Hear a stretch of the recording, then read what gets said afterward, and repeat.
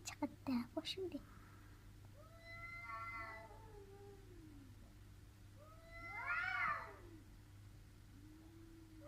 لکه همچون قیجواج میکنه.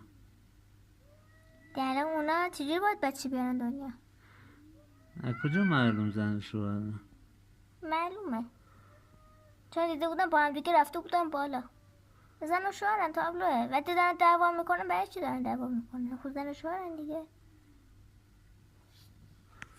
اونی که مرد و اونی که زنه دیگه.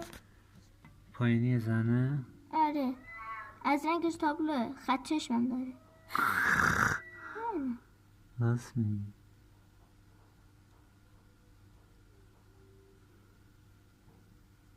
بد جوریم دعوا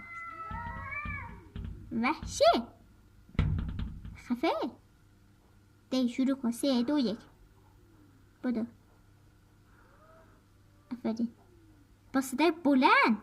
چقدر طول میکشه دعواشون. آره، بعد آخر سر کتک میزنن و میره.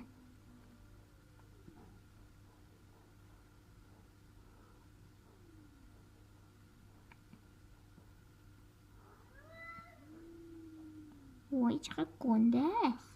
کدوم یکی؟ مرده.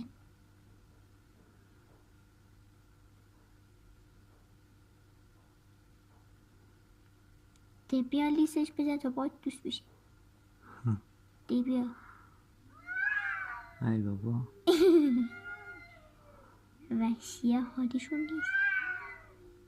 کتک بزن. دی کتک بزن، اونجوری حالی نمیشه احمق. سر حرف هم دیگه میپرن.